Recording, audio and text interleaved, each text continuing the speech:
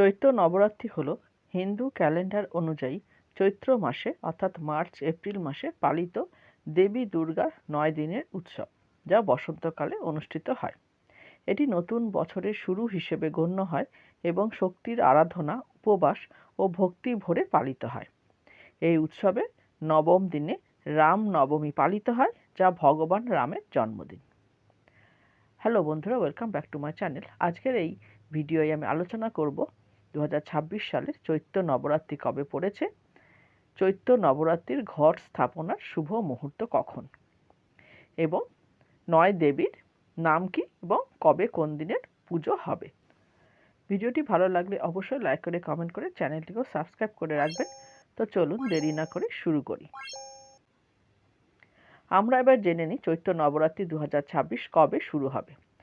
চৈত্র নবরাত্রি 2026 শুরু হবে 19শে মার্চ থেকে এবং শেষ হবে 27শে মার্চ। এটি হলো 9 দিনের আধ্যাত্মিক ভক্তি এবং প্রাণবন্ত উৎসবের একটি দিক। ভারত জুড়ে প্রার্থনা, আচার অনুষ্ঠান এবং সাংস্কৃতিক ঐতিহ্যের মাধ্যমে এই পবিত্র সময় উদযাপন করা হয়। 9 দিন ধরে উপবাস রেখে, স্তব গান করে, প্রদীপ জ্বালিয়ে এবং দেবীকে সম্মান জানিয়ে এই উৎসব পালিত হয়। প্রথম দিন শুরু হয় ঘট স্থাপনের মাধ্যমে, অর্থাৎ যাকে বলা হয় কলস স্থাপনা মুহূর্ত। ঘট স্থাপনের রীতি উভয়ের জন্য একই, অর্থাৎ শারদীয় নবরাত্রি এবং চৈত্র নবরাত্রি দুটোই এক। এবার আমরা দিনগুলো জেনে নিই। চৈত্র নবরাত্রির প্রথম দিন হচ্ছে 19শে মার্চ, সেটি হচ্ছে অমাবস্যা বা প্রতিপদ।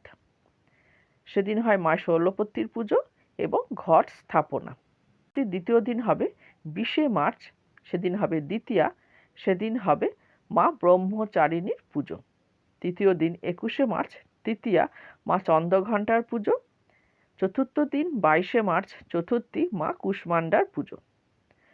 পঞ্চম দিন 23শে মার্চ, মাতা স্কন্দ মাতার পুজো।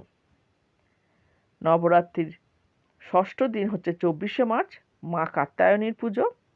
সপ্তমী হচ্ছে 25শে মার্চ, মা কালরাত্রির পুজো। নবরাত্রির অষ্টম দিন 26শে মার্চ পুজো হবে মা মহাগৌরীর। আর নবরাত্রির নবম দিন 27শে মার্চ পুজো হবে মা সিদ্ধিদাত্রীর। তবে এটি বিশেষভাবে পালিত হয় চৈত্র নবরাত্রিতে রাম নবমী হিসেবে। তাহলে আমি আজকে চৈত্র নবরাত্রি 2026 সালের তারিখ এবং কোন দিন কোন দেবীর পুজো সেটি আমি বলে দিলাম। নবরাত্রির প্রথম অনুষ্ঠান হলো ঘট স্থাপন। ঘট মানে কলস এবং স্থাপন মানে প্রতিষ্ঠা করা। এর অর্থ হলো আমরা কলস ব্যবহার করে মা দুর্গার আরাধনা করছি।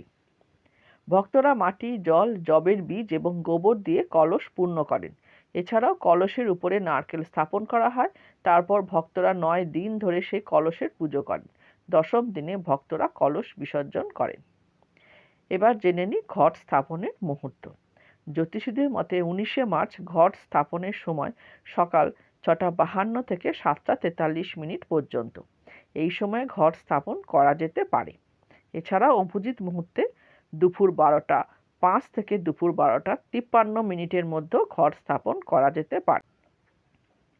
9 দিনে নবরাত্রি উৎসবের সমাপ্তি ঘটে রাম নবমী বা ভগবান রামের জন্ম উপলক্ষে উদযাপনের মধ্যে। ভগবান রাম হলেন ভগবান বিষ্ণুর অবতার এবং এই উৎসবে ভক্তির এক অতিরিক্ত স্তর যোগ করা হয়। তাহলে বন্ধুরা, ভিডিওটি কেমন লাগলো? ভিডিওটি যদি ভালো লাগে অবশ্যই লাইক করে কমেন্ট করে চ্যানেলটিকেও সাবস্ক্রাইব করে রাখবেন। আজ এখানেই শেষ করছি। সবাই ভালো থাকবেন। সবাইকে আসন্ন চৈত্র নবরাত্রির অনেক শুভেচ্ছা।